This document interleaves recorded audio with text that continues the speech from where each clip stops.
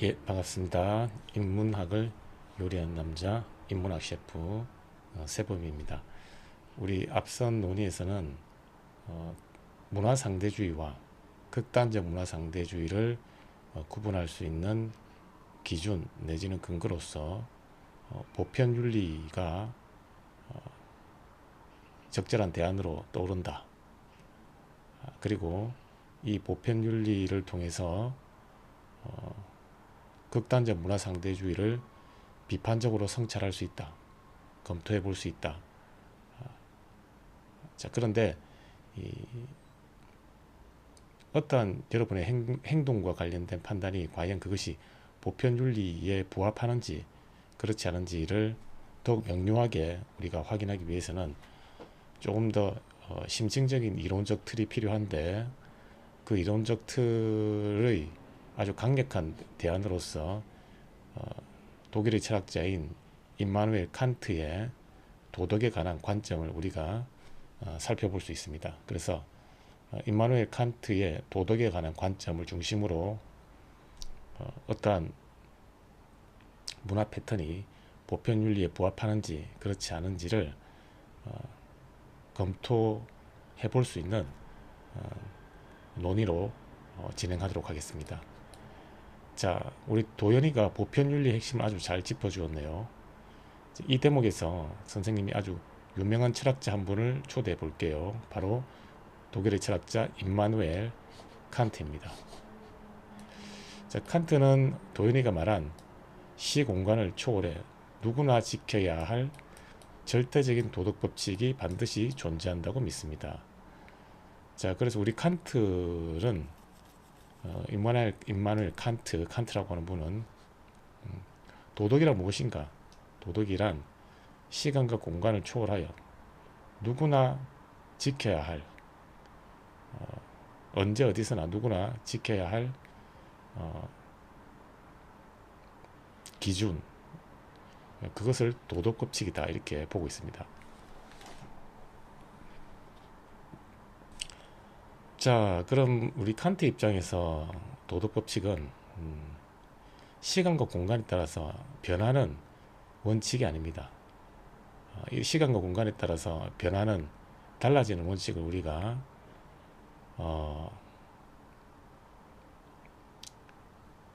가변적이다 내지는 상대적이다 내지는 주관적이다 이렇게 부르는데, 칸트가 볼 때 시간과 공간에 따라서 가변적이고 주관적이며 달라지는 기준, 그것은 도덕법칙이 될 수 없고, 시간과 공간이 달라지더라도 언제 어디서나 누구에게나 적용되는 그러한 기준, 그것이 진정한 도덕법칙이다, 도덕다운 도덕이다 이렇게 보고 있습니다.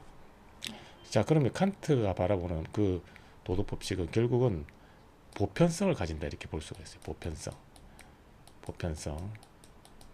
자, 그러면 우리 칸트가 바라보는 이 보편적 도덕법칙이 무엇인지 조금 더 상세히 확인해 보도록 하겠습니다. 자, 우리 여기 임마누엘 칸트는 일련의 도덕법칙을 제시하는데요. 칸트가 제시하는 도덕법칙은 자신이 생각할 때 도덕다운 도덕이라면 적어도 이러한 형식을 가져야 된다라고 해서 세 가지의 도덕법칙을 제시하고 있습니다. 자, 그런데 우리 지금 이 논의에서는 이 칸트가 제시한 도덕법칙, 즉 도덕이라면 적어도 이러한 형식을 갖추어야만 그것이 진정한 도덕다운 도덕법칙이라고 할 수 있다 라고 하는 그 법칙 중에 두 가지만 먼저 살펴보도록 하겠습니다. 먼저 이 칸트가 제시하는 첫 번째 도덕법칙은 제1법칙으로서 보편화 가능성의 정식이다 이렇게 불리고 있습니다. 보편화 가능성과 관련된 일종의 공식이다, 정식이다 이렇게, 마치 수학의 공식이 있는 것처럼 인간의 행위와 관련해서도 도덕 법칙에 부합하는 공식이 있는데, 즉 정식이 있는데, 그 정식이 바로 보편화 가능성이다 이런 관점이죠. 자, 그러면 당신이 말하는 보편화 가능성이라고 하는 게 뭐냐? 보편화 가능성의 정식, 보편화 가능성의 공식이 뭐냐? 라고 하니까 우리 칸트가 내 의지의 준칙이 언제나 동시에 보편적 입법의 원리가 될 수 있도록 행위하라 라고 하는 이러한 형식을 칸트가 제시하는 세 가지 도덕법칙 중에 첫 번째로 제시하는 도덕법칙입니다. 즉 어떠한 여러분의 행동과 관련된 판단을 할 때 처음에 여러분이 어떤 행동과 관련된 판단을 할 것입니다. 그것을 칸트는 준칙이라고 합니다. 그 준칙이 언제나 동시에 보편적 입법의 원리가 될 수 있도록 행위하라는 겁니다. 자, 이 부분을 조금 더 살펴보도록 하겠습니다. 여기서 준칙은 맥심이라고 하는데 개인이 마음속으로 정한 주관적인 행동 규칙입니다. 예를 들어서 나는 필요할 때 거짓 약속을 하겠다라고 처음에 자신이 세운 주관적인 행동 규칙, 이것을 준칙이라고 합니다. 자, 그런데 이 준칙은 아직까지 도덕법칙의 자격을 갖지 않고 이 준칙이 도덕법칙이 되기 위해서는 반드시 언제나 동시에 보편적 입법의 원리가 될 수 있는지를 검토를 해야 됩니다. 자, 그리고 여기 보편적 법칙은 예외 없이 세상 모든 사람이 따라야 하는 객관적인 법칙 같은 것입니다.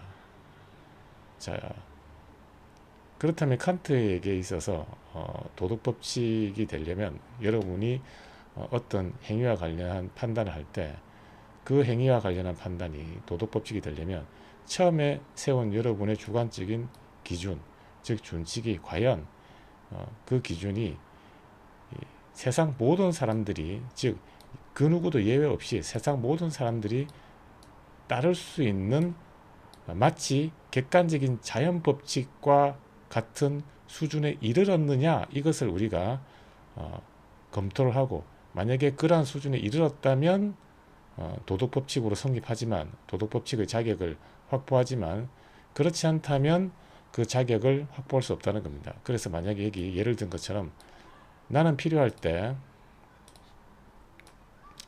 거짓 약속을 하겠다, 이것이 처음 여러분이 어떤 행동과 관련된 판단이라고 합시다.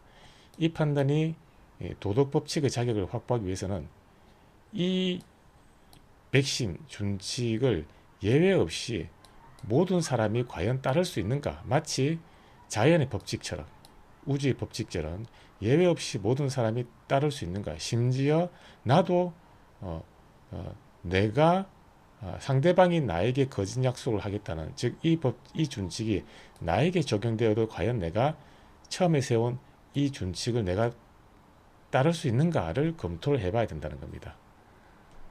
만약에 따를 수 없다면, 즉 다른 사람, 내가 필요할 때 거짓 약속을 하는 건 괜찮지만 다른 사람이 나에게 이 준칙을 똑같이 적용해서 그 다른 사람이 필요할 때 나에게 거짓 약속을 하는 것은 내가 받아들일 수 없다, 즉 따를 수 없다, 즉 나만 예외로 하겠다라고 하는 나만 예외로 하겠다라고 한다면 여러분이 처음에 세운 그 준칙, 나는 필요할 때 거짓 약속을 하겠다라고 하는 이 준칙은 도덕법칙의 자격을 확보할 수 없다는 겁니다.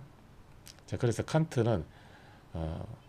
칸트가 제시하는 첫 번째 도덕법칙은 여러분이 어떤 행위와 관련한 판단을 할 때 그 행위와 관련한 판단이 반드시 내 의지의 준칙이 언제나 동시에 보편적 입법의 원리가 될 수 있도록 행위하라 라고 하는 형식을 만족시켜야 한다는 겁니다. 만약에 이 형식을 만족시키지 못하고 안돼, 나는 내가 처음에 세운 이 준칙에서 나만 예외로 할 거야, 그래서 나는 이 준칙에 따를 수 없고 다른 사람만, 나를 제외한 다른 모든 사람만 이 준칙에 따라야 해 라고 한다면 그것은 객관적인 자연법칙과 같은 보편성을 확보하지 못하기에 도덕법칙의 자격을 상실한다는 거예요.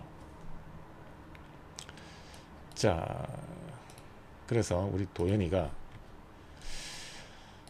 보편화 가능성에 관련하여 보편화 가능성 관련하여 제가 자료를 찾아보니까 단순히 다 같이 그 행동을 하면 어떻게 될까를 넘어서 내가 세운 준칙이 이 세상의 보편적 법칙이 되기를 이성적으로 진심을 다해 원하고 받아들일 수 있는가를 묻는 거라고 하더군요. 즉 우리 앞서 든 예로 보면 나는 필요할 때 거짓 약속을 하겠다. 이것이 처음에 내가 세운 준칙이죠. 이 준칙, 맥심이 과연 보편적 법칙이 되기를, 즉 나 위에 모든 사람들이 이 법칙을 따르고 이 법칙이 심지어 나에게까지 적용되어도 좋다라고, 즉 보편적 법칙이 되기를 내가 이성적으로 진심을 다해 원하고 받아들일 수 있는가를 물어야 된다는 겁니다. 이것을 묻는 것, 물어서 예스라고 하는 납득이 되면 그것은 도덕법칙의 자격을 확보하지만 그렇지 않다면 자격을 확보할 수 없다는 거죠. 어떻습니까? 여러분은 나는 필요할 때 거짓 약속을 하겠다. 이 준칙이 과연 보편적 법칙이 되기를 진심을 다해 이성적으로 원하고 받아들일 수 있습니까? 만약에 그렇지 않다면 이 준칙은 도덕법칙의 자격을 확보할 수 없다는 거예요. 자, 와, 도현 학생, 칸트 전공자 수준의 엄청난 핵심을 짚어냈어요. 맞습니다. 내가 진심으로 그 법칙을 긍정하고 받아들일 수 있느냐가 핵심이죠. 자, 학자들은 이 보편화 가능성을 확인하기 위해 크게 두 가지 테스트를 거쳐야 한다고 설명합니다. 자, 우리가 앞서 확인한 것처럼 이 임마누엘 칸트에 따르면 도덕다운 도덕 법칙의 자격을 확보하기 위해서는 내 의지의 준칙이 언제나 동시에 보편적 입법의 원리가 될 수 있도록 행위하라 라고 하는 것이 자신이 제시하는 첫 번째 도덕 법칙이라고 봅니다. 자, 그런데 이 첫 번째 도덕 법칙이 결국은 말하고 싶은 것은 여러분의 행위와 관련한 판단이 보편화 가능성을 가져야 된다는 거예요. 언제 어디서나 누구나 마땅히 따를 수 있는가, 그 조건을 만족시켜야 된다는 거죠. 자, 과연 그러한 조건을 만족시키는가, 즉 보편화 가능성이 있는가, 보편화 가능성을 확보할 수 있는가를 확인할 수 있는 테스트가 있다. 자, 우리 칸트에 따르면 그 테스트를 두 가지로 우리가 정리를 할 수 있습니다. 물론 조금 뒤에 자세히 언급하겠지만 하나가 자멸성 테스트라고 하는 겁니다. 자멸성. 하나가 우리 자멸성 테스트라고 하는 것이고,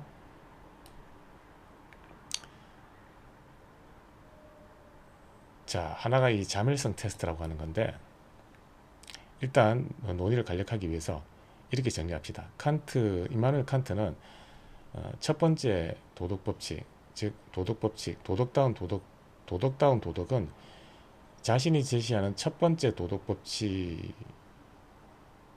자, 우리 임마누엘 칸트가 볼 때 도덕다운 도덕법칙은 어떠한 형식을 가져야 되는데, 그 형식이 보편화 가능성을 만족시키는 형식, 즉 내 의지의 준칙이 언제나 동시에 보편적 입법의 원리가 될 수 있도록 행위하라. 이 형식을 가지기만 하면, 만족시키기만 하면 그것은 도덕법칙이다.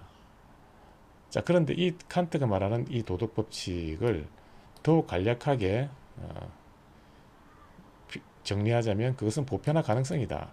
그런데 그 행위와 관련한 나의 판단, 즉 준칙이 과연 이 보편화 가능성을 만족시키는지를 확인할 수 있는 테스트가 있다. 그 테스트가 바로 뭐다? 이 자멸성 테스트라고 하는 거다. 자, 그래서 우리가 이 자멸성 테스트에 대해서 한번 들여다보도록 하겠습니다. 자, 칸트의 도덕법칙을 이해하기 위해 선생님이 아주 극단적인 질문을 하나 던져볼게요. 만약 내 이익을 위해서라면 무고한 사람을 해치거나 돈을 빌리고 안 갚는 거짓 약속을 해도 괜찮을까요? 자, 은세 어떻게 생각하니? 자, 우리가 이 자멸성 테스트를 통과할 수 있는지 그렇지 않은지를 가지고 여러분의 행위와 관련한 판단, 즉 준칙이 그러한 자멸성 테스트를 통과한다면 도덕법칙의 자격을 확보하는 것이고, 그렇지 않다면 도덕법칙의 자격을 확보할 수 없는데, 여기서 여러분이 행위와 관련한 판단의 케이스 사례로서 무고한 사람을 해치는 것, 그리고 거짓 약속과 관련한 것이 과연 자멸성 테스트를 통과하는지를 우리가 한번 확인을 해보자는 겁니다. 만약에 이 두 가지 사례가 자멸성 테스트를 통과한다면 이 두 가지 행위와 관련한 판단, 즉 준칙은 도덕 법칙으로서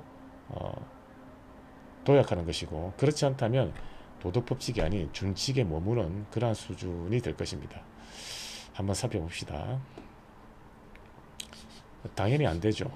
자, 우리 은서가, 자, 만약 모든 사람이 다 그렇게 행동하면 세상이 완전 아수라장이 되고 범죄로 넘쳐날 거예요. 결과적으로 모두가 불행해지니까 나쁜 행동이에요. 자, 우리 은서는 무고한 사람을 해치거나 거짓 약속을 하는 이러한 이 행위와 관련한 판단이 옳지 않다. 옳지 않은데 그 이유가 은서의 관점에서는 결과적으로 모두가 불행해지는 결과에 직면한다는 겁니다. 즉 이러한 준칙을 사람들이 따르게 되면 우리 모두가 불행해지는 비극에 직면한다. 즉 결과가 좋지 않다는 거예요. 결과. 즉 은서는 어떤 결과가 좋으냐 좋지 않으냐, 그 결과가 모두의 행복에 기여하느냐, 모두의 행복에 기여하지 않고 오히려 모두에게 모두가 불행에 직면하게 되는 그러한 결과를 초래하느냐, 즉 결과의 좋고 나쁨으로 어떤 행위가 옳고 그름을 판단할 수 있다는 관점을 가지고 있죠. 자, 그래서 선생님이 은서의 대답은 아주 훌륭한 공리주의적 접근이에요. 결과가 나쁘니까 하지 말자는 거죠. 그런데 칸트는 여기서 고개를 가로저으며 아주 차갑게 말합니다. 도덕은 결과의 유용성으로 판단하는 게 아니다. 그 행동의 규칙 자체가 논리적으로 자멸하기 때문에 틀린 것이다 라고 합니다. 자, 우리 여기서 칸트가 말하는 그 보편화 가능성의 본질이 무엇인지를 확인할 수 있습니다. 자, 우리 은서는 도덕적으로 옳다, 즉 도덕 법칙에 잘 맞아 떨어진다 라고 하는 것은 어떤 행위와 관련한 판단이 그 행위를 했을 경우, 그 판단을 실행했을 경우 모두에게 행복을 가져오면 그 행동과 관련한 판단은 옳은 것이고, 즉 도덕 법칙이고, 그렇지 않으면, 즉 모두가 불행에 직면하면 옳지 않은, 즉 도덕 법칙이 아니다 라는 관점을 취하고 있죠. 우리 이런 것을 공리주의라고 합니다. 그래서 우리 공리주의는 결과가 많은 사람들에게 이익을 주느냐 이익을 주지 않느냐, 즉 그 결과가 행위와 관련한 판단이, 어떤 행위와 관련한 판단이 있는데 그 판단을 실제로 수행했을 경우 예측되는 결과가 많은 사람에게 행복을 주느냐 그렇지 않느냐, 즉 최대 다수에게 최대 행복을 가져다 주느냐 그렇지 않느냐로 우리가 옳음과 그름을 판단할 수 있다, 이런 관점이에요. 우리 이렇게 도덕 판단을 하는 관점을, 즉 무엇이 옳은지 옳지 않은지를 많은 사람에게 이익을 주느냐 행복을 주느냐 아니면 불행을 주느냐 손해를 주느냐로 판단하는 이러한 관점을 우리가 공리주의다 이렇게 부르고 있습니다. 그러면 우리 칸트는 공리주의일까요? 아닙니다. 칸트는 도덕 법칙이라고 하는 것은 결과를 따져서 판단할 수 있는 게 아니다. 즉 도덕 법칙이라고 하는 것은 그 결과가 최대 다수에게 최대 행복을 주느냐 그렇지 않느냐로 확인할 수 있는 게 아니라는 거예요. 도덕 법칙이라고 하는 것은 그러면 뭐냐? 우리 칸트 입장에서는 이런 겁니다. 칸트 입장에서는 그 결과와 관계없이, 그 결과가 최대 다수에게 최대 행복을 주느냐의 여부, 그 결과와는 전혀 관계없이 그저 그 자체로 옳기 때문에 어떤 행위와 관련한 판단을 수행한다. 그러면 도덕법칙이라는 거예요.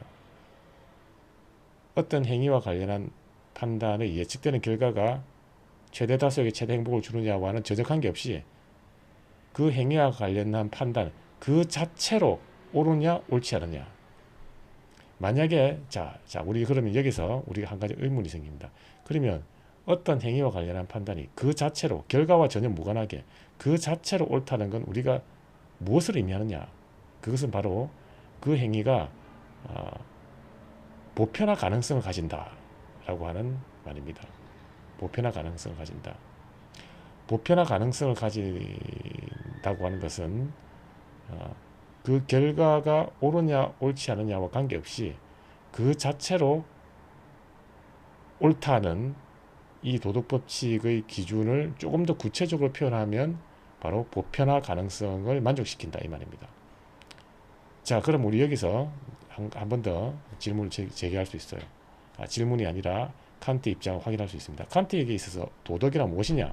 도덕은 결과가 최대다수에게 최대 행복을 주느냐와 하는 관계없이 그 행위와 관련한 판단 그 자체가 옳다.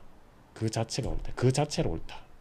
그것만이 도덕다운 도덕이다 이렇게 보고 있는 거예요. 그러면 당신이 말하는 그 자체로 옳다는 건 도대체 뭘 말하는 것입니까? 라고 물으니 우리 칸트의 관점은 결과와 무관하게 그 자체로 옳다는 건 바로 보편화 가능성을 만족시키는지의 여부다. 즉 내가 말하는 그 자체로 옳다는 건 보편화 가능성을 말한다. 자, 우리가 그럼 여기서 칸트에게 질문을 던져볼 수 있어요. 자, 그럼 당신이 말하는 그 자체로 옳다. 즉 보편화 가능하다. 이거를 우리가 어떻게 확인할 수 있습니까? 라고 물으니 칸트가 확인할 수 있다라고 하면서 제시하는 검사 기준, 테스트 기준 중에 하나가 바로 지금부터 다루게 될 자멸성 테스트라고 합니다. 자멸성. 만약에 어떠한 행동의 규칙 자체가 논리적으로 자멸한다면 그것은 결국은 보편화 가능하지 않다. 글자 그대로는 우리가 이렇게 해석을 할 수 있습니다. 자, 여기에 대해서 우리가 조금 더 자세히 살펴보도록 하겠습니다.